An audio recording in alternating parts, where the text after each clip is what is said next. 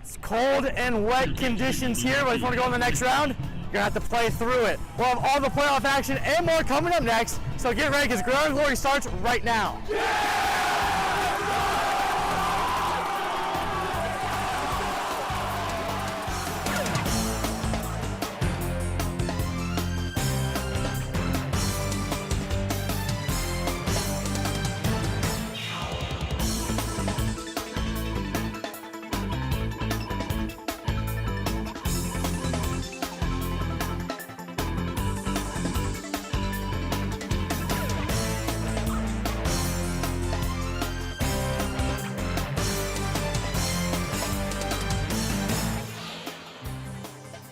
Week after week, the number of teams are shrinking. A spot in the regional finals is on the line tonight and Saturday. Will your team make it, or will your playoff run end in the regional semifinals? Find out right now. We start with Heath versus Bloom-Carroll, and Heath head coach Tim Ward thinks his team has enough grit to get them into the next round. A lot of playoff experience. They're extremely well coached. They're disciplined. They're hard-nosed. They run to the football. So we're going to have to meet those same things. I have no doubt that we will meet the physicality challenge. I have no doubt that we'll meet the toughness challenge and all of that, the athletic challenge. I think what it really boils down to is, can we be consistently disciplined throughout the game and from play to play, and consistently put into effect the things that we have practiced and the way that we've grown as a team. To be honest, our guys haven't played in a neutral site game since 2010. So it's been a while. 2009, 2010 was the last time we made it deep enough into the playoffs to be at a neutral site. And to be honest, I haven't really thought about it a whole lot. The stage is set, and spoiler alert, the Bulldogs won. Brian Kerb joins us now to let us know what high school's moving on. Yeah, Nick, one of these teams, the Bulldogs, controlled this game from the get-go. Bloom-Carroll's Dog Pound made the 29-mile trip to DeSales High School. Bloom-Carroll trying to reach the regional final for the second straight season. And after the teams traded punts, Heath quarterback Brayton Bales trying to get his offense rolling, but he is strip sacked and the Bulldogs recover, setting them up with great field position, and Bloom-Carroll capitalizes. Dylan Armentrout gets the rock, and he is going to find that purple end zone, putting BC up 7-0 in the first. Bloom-Carroll gets another defensive stop, but is stopped on offense and is forced to punt it away. But oh no, Connor Toomey can't handle it, and Corey Castro pounces on it, and you can't turn the ball over against Bloom-Carroll because the offense was hungry for more points. Chase Plants makes that lead grow for his Bulldogs. His score from a yard out makes it 14-0. This was a huge night for Plants, and we'll get into that in a minute. Later in the quarter, Bloom-Carroll driving once again, and it's Plants once again. All BC so far, 21-0 midway through the second. Now Heath finally gets the change rolling on offense. Connor Corbett gets the handoff, and he is going to get through the Bloom-Carroll defense. Easily the longest play of the half for Heath. Corbett takes it 52 yards all the way down into the red zone, but penalties decimated that drive, and Bloom-Carroll keeps Heath off the scoreboard. It was all smiles for Bloom-Carroll, moving on with a 35-6 victory. Another dominating performance for Bloom-Carroll. Now, you mentioned Chase Plants. Had a very big night. How so? Yeah, Chase Plants once again eclipsed the century mark, and he's kind of reminding me of Hobie Scarberry's from last year's team. Scarberry led the Bulldogs in rushing, and he actually took the Bulldogs all the way to the state semifinals. This year, Plants has done the exact same for the Bulldogs. He ran for 134 yards and actually had a trio of touchdowns tonight. Sometimes the weather isn't favorable for quarterbacks, so having that running back that can consistently carry the mail is huge for the Bulldogs. Now talk about more of that Bloom-Carroll running game. Yeah, it's hard for one running back to run for 100 yards, but how about two? Dylan Armentrout ran for a $124, including a touchdown that we saw earlier. And with that 1-2 punch on the ground, the Bulldogs are going to be hard to stop this year. And, you know, we may be seeing him make it all the way to Canton. Now, on the Heath side of things, their offense was a little struggling. Talk more about that. Yeah, well, Heath's offense, you know, they had that long run to get down into Bloom-Carroll territory, but just couldn't get things going. The Bulldogs, yeah, those Bulldogs went nowhere from there. Yep, awesome stuff. And now talk just more about this game in general. Yeah, so obviously Bloom-Carroll, usually they've dominated pretty much all the way through these playoffs. This is 3 straight wins now. And actually entering tonight's game, they were outscoring their opponents 165-3. They did give up a touchdown to Heath, though, so, you know, it's going to be exciting to see who they play next week between St. Clairsville and Meadowbrook. And we'll have more on that later on in the show. And thanks again for the great work, Brian.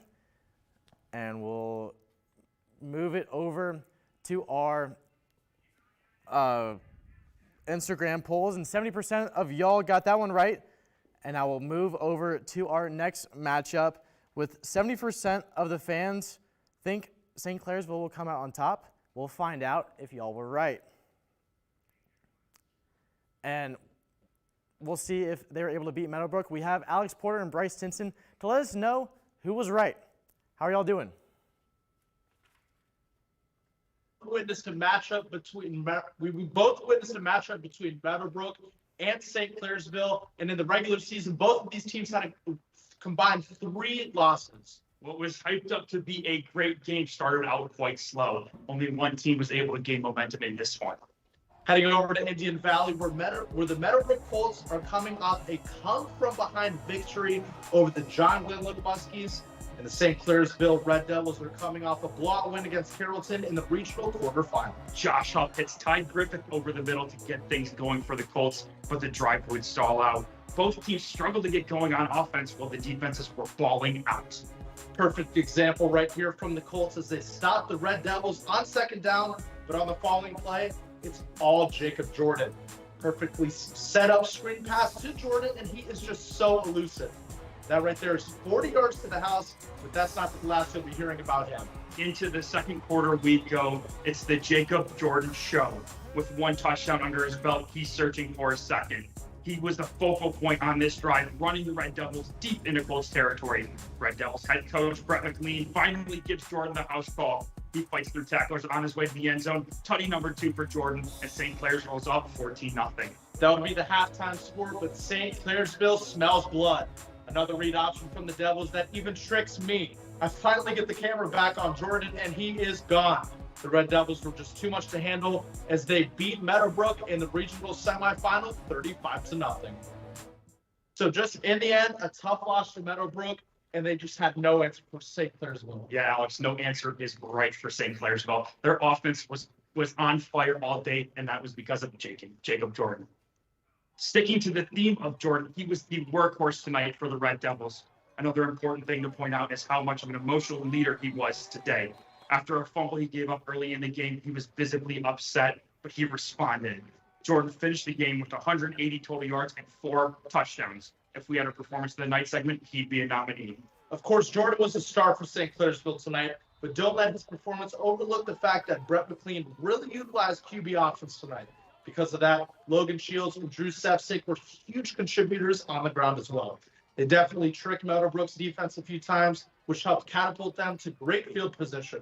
But remember, this game wasn't as offensive as it sounds. That's right, Alex, it wasn't. St. Clairsville really didn't get their offense into a groove until the second half, which after all, that was the half they scored 3 times. As for Meadowbrook, they only had 167 yards of total offense tonight, which if you remember me saying, Jacob Jordan topped that by himself. So in the end, a slow start for St. Clairsville, who gets to keep their season going as they head to the regional final next week. And as for Meadowbrook, a tough ending to the season for the Colts, but don't let it distract you. They are still one of the best teams in the MVL and the only MVL team that made it this far in the playoffs. By looking at that score, I wouldn't have thought the game started out as slow as it did. Thanks for the great work, guys. Get back to Athens safe. Wow, so a lot to unpack in Region 15. Let's take a look at the bracket as it stands after those 2 games that we just recapped on the show. We just saw the top 8 seeds win in round 1, and round 2 saw more of the same with the 3 of the 4 top seeds making it to the semifinals tonight. Meadowbrook was the only team to make an upset.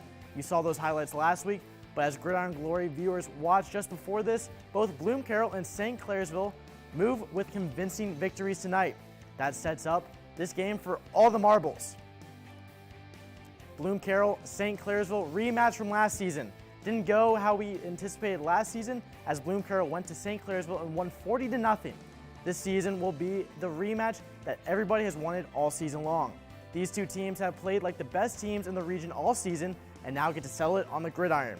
Can St. Clairsville have a better effort this time around, or will Bloom-Carroll dominate once again? Find out next Friday night on Gridiron Glory finale at 11:30 only on WOUB. Moving to the games kicking off tomorrow, the regional semifinal in Division 5, Region 19 features 2 teams very familiar with each other. To look back on what was our Week 1 Game of the Week. Thanks, Nick. The Wheelersburg Pirates and the Ironton Fighting Tigers are facing off for the second time this season, with the first time around in August ending in a lopsided victory for Ironton. So, Chloe, why don't you tell us your thoughts on that game? Thank you, Curtis. While that was a big victory for the Fighting Tigers, it was also early in the season. Ironton had a huge offensive spark that game, coming away with 40 points. Seemed like every time they touched the ball, they were able to bring it to the house. They have kept that spark alive all season, even behind their backup quarterback, John Wiley. Although in their second playoff game against Portsmouth, they were only able to come away with 17 points. Despite that, historically this team seems to peak at the right time, as they have been state championship contenders the last 2 years in a row, and they seem to be keeping that momentum this playoff season. While Ironton has established itself as a state final contender, a lot has changed since their Week 1 matchup, including both teams having different quarterbacks starting under center. Now, midway through the season, Eli Jones for the Pirates took the helm and steered the ship in the right direction that led to their elite read option ground attack, per usual, as we've seen these past few weeks. And last week, we got to see Jones air it into the air for a career performance against Ridgewood last week, throwing for a season-high 145 yards and 2 touchdowns, while also having a 75% completion percentage with 9 completed passes as well, both season-high. Wheelersburg knows how to play gritty, making second-half comebacks in both of the team's playoff games this year. And with the good aerial attack, along with their already talented run game, defense, and play on special teams, the Pirates should be making some Ironton fans very nervous heading into this contest. Now, Chloe, what did you see happening in this sequel matchup between these teams? Well, Curtis, coming into this matchup, Ironton has only lost 1 game, and they are ranked first in the Division 5 bracket. They have won their first 2 matchups, defeating Wilson 49-6 and Portsmouth 17-7. Wheelersburg, while being a powerhouse, is coming in at the 5th in brackets. They defeated Portsmouth West 23-14 before beating Ridgewood 24-20. This is anybody's game, especially with Wheelersburg coming in with revenge on their mind.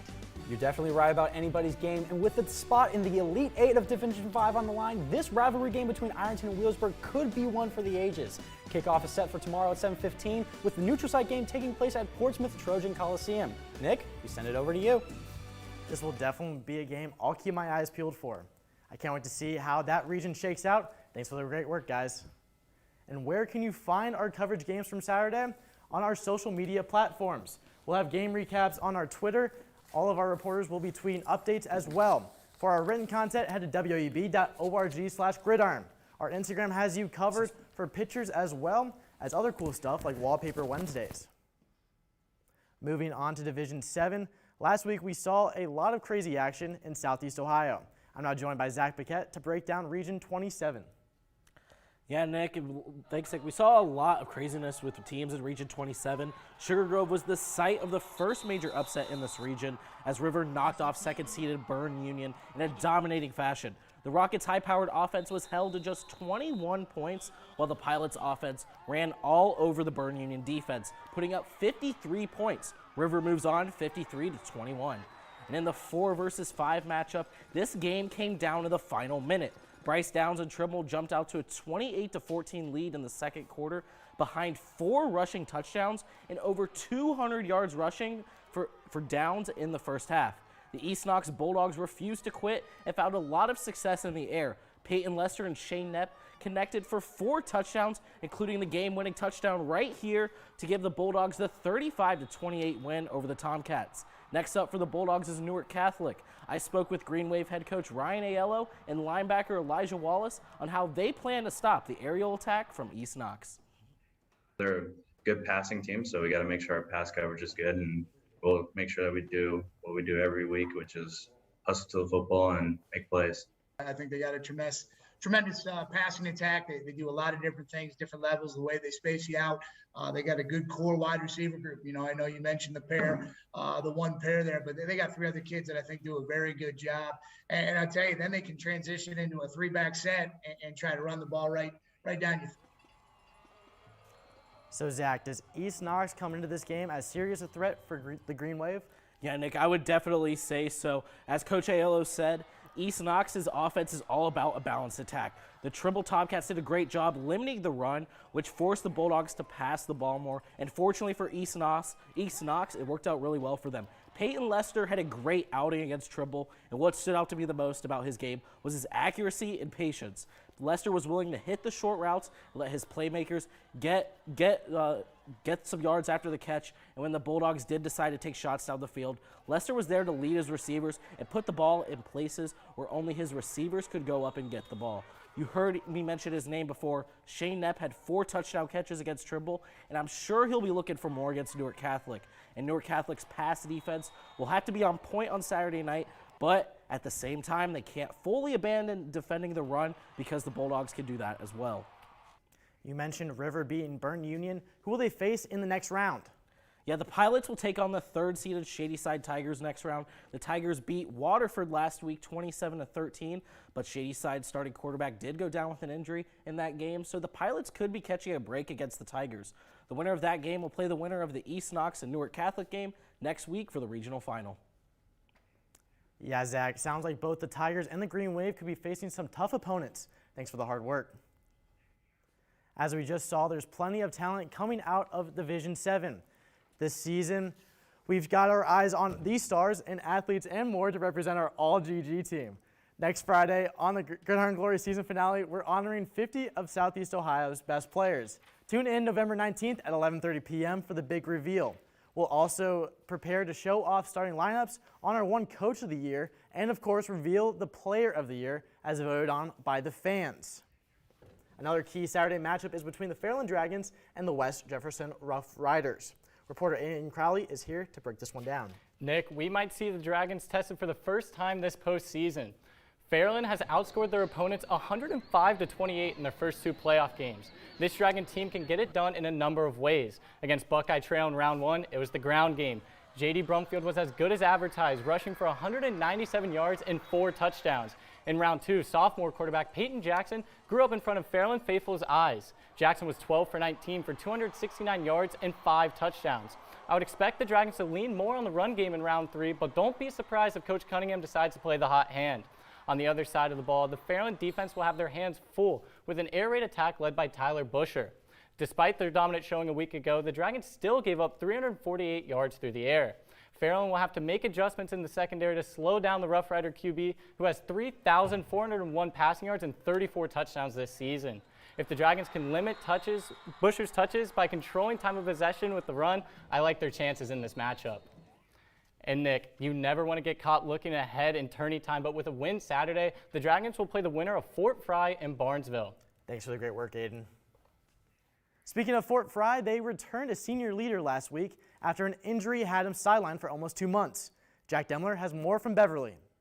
Suffering a broken foot in week 4 of the regular season against Zanesville, Fort Frye senior fullback Colin Welsh was cleared to play in round 2 of the Division 6 Region 23 playoffs against Nelsonville York. With questions looming about whether he would get to play, Welsh finally got his number called and got into the game for the first time since the regular season. Head coach Eric Huck and Colin Welsh spoke about how much this moment meant to him, the team, and the community as a whole. It feels amazing to be back out here again. You know, God blessed me with the opportunity to play again.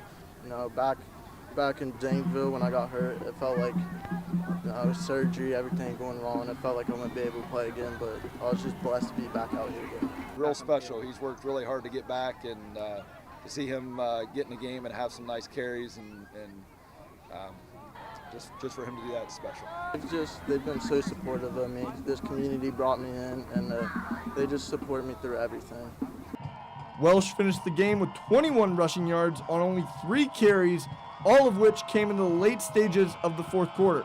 Welsh and the Fort Frye Cadets will look to continue their march for a state championship as they take on Barnesville on Saturday. For Gridiron Glory, I'm Jack Demler. We'll see Welch and the Cadets take on Barnesville on Saturday. For coverage of that game, follow Gridiron Glory on social media. This game is a rematch from last season where the Fort Frye Cadets shut out Barnesville 34-0. The Shamrocks are stronger this season as both teams enter Week 13 with 10-1 records. Fort Frye returns a lot of key offensive players from last season like Ian Ellis, Mason Long, and Casey Brooker, but they have a new look defense. It'll be interesting to follow how Barnesville is able to move the ball this season against the Cadets. That game will kick off at 7 p.m. at Zanesville High School. This region has seen a lot of familiar faces, but a team moved from Region 24 to Region 23 is looking to shake things up. The regional semifinals will feature the game we just previewed, Fort Frye and Barnesville. In the other game, Fairland takes on West Jefferson. The Dragons made it to the regional title game and fell to the Cadets, but West Jefferson was moved from Region 24 to Region 23. We'll see if the Rough Riders can switch things up and prevent another rematch in the title game. Find out tomorrow on our social media pages with complete coverage from each game. It was a windy and wet scene at Hamilton Township High School for our game of the week between Granville and London. Here's everything leading up to this neutral site battle.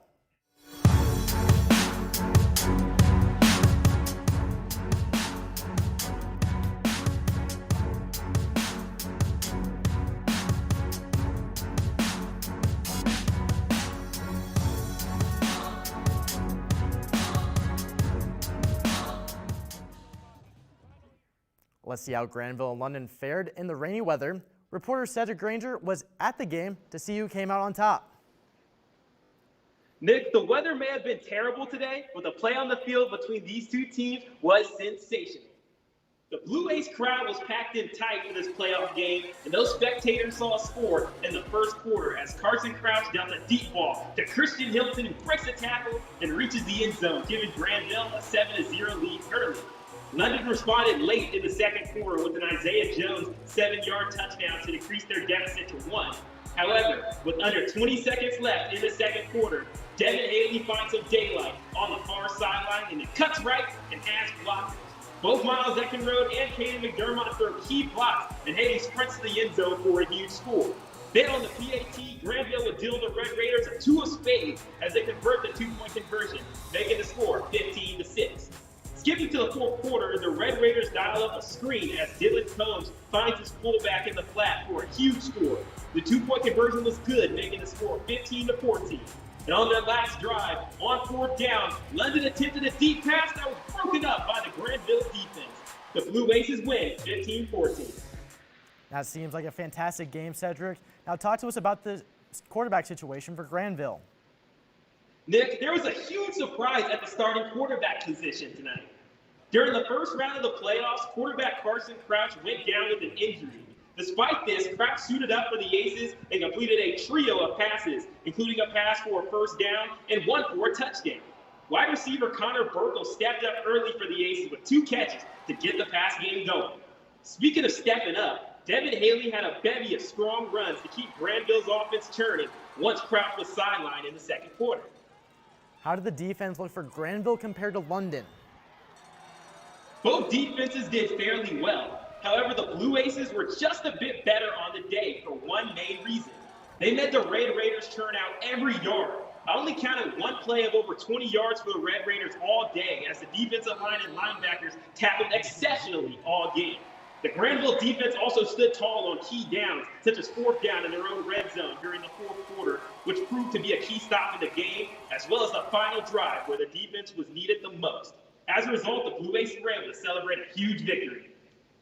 What a close game. Thank you for your great work, Cedric. Look forward for you being at that game next week on the finale. Thanks for the great work as always. We heard about Carson Crouch early in that game. He's just one of the 5 players that we've seen ball out all season long. There are 4 other candidates are Jason Munyon from Sheridan, Holden Daly from Waterford, Piketon's Levi Gullion, and Will Futhi from Waverly. Now it's time to figure out who will be crowned the Gridiron Glory Player of the Year and deemed the best of the best in the 740. Voting is live right now, and you're on the clock to get your votes in. The polls close Monday at 6 p.m. Head over to woub.org/gridiron to cast your ballot. Now for our final game, Will Price saw Jackson against Western Brown. It was a 5-point game the first time these guys met in week 4, and it went right down to the wire nearly 10 weeks later. The offenses had a shootout in their first game, and today was no different. Jackson started with the ball, and they would go right down the field. Here, Winners goes play action on 3rd down and finds Brody Butcher in the end zone to get Jackson, and the scoring started 7-0 Ironmen. But the Broncos' Drew Novak led the state in passing for a reason. Here he airs it out to Matthew Frye, who makes a nice grab to get the ball deep into Jackson territory. And then Novak takes it himself, just gets across the goal line, and that ties the game up at 7. Now with less than a minute to go in the first half, it's 21-14 Western Browns in front. But Winners finds Tristan Prater on the sideline. He turns it up the field, and he is gone. long touchdown before the half ties it at 21 into halftime. It's still 21-all now in the fourth quarter. This time Novak finds his brother, Dylan. He goes upstairs for a beautiful grab, and that puts Western Brown in front.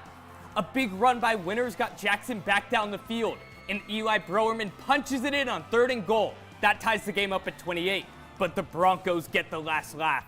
With less than 2 minutes to go, Novak rolls to his right and finds Logan Campbell. He sneaks inside the pylon. That's the game winner. Jackson's season comes to a close with a 35-28 loss to the Broncos. That's a tough way for the season to end for Jackson, but at least they went down swinging. This game was competitive from start to finish, and let's give credit to both quarterbacks. Let's start with Novak. We know what he can do with his arm. He did a great job running, and he was able to extend drives with big 3rd down scrambles, and we know what he can do through the air. He did a great job going through his progressions. Only one team put up 30 points on Jackson this year, and it was Western Brown, and they did it twice. But let's give credit to the other quarterback as well. Winners was able to have 3 touchdown passes. Here's a second one to Brody Butcher, and also extend plays with his legs. We know he's had the ability to do it all year. This big run in the fourth quarter helped them tie the game late. Now, what was the main difference in this one? The biggest difference was missed opportunities for Jackson. This looks just like the Winners run I just showed you, but this one's in the first half. He'd take this one all the way to the house, but a late flag would have it called back, and Jackson couldn't get points on the drive. And even though Western Brown had success offensively, Jackson's defense forced 2 turnovers. Here's the senior Tristan Prater. We know what he can do, making a play on the ball, and he does it there on the defensive side. As well as Grant Maston stepping in front of a pass. We know what he can do in the running game. He stepped in front of a pass, but both of those turnovers didn't amount to points for Jackson. In the game when every point mattered, those plays stood out the most. Now talk about quarter 3. You mentioned it was a big one. That was a big difference in this game. Talk about that 3rd quarter for them. That 3rd quarter, we saw the offenses go up and down the field in the first half. But in the 3rd quarter, Jackson, after the interception by Prater, slowed the game down. They had an 8-minute drive, but a flag late in the drive stopped Jackson, and really not being able to capitalize on that possession really slowed them down. And now you've been covering this team all season long, even into the summer. What does it mean for the senior class to get what they got? This is a senior class that really wanted to make a deep playoff run, and they should be proud. 5 seniors received all FAC honors: Prater, Maston, Ty Jones, Xander Karagosian, and Drew Bragg.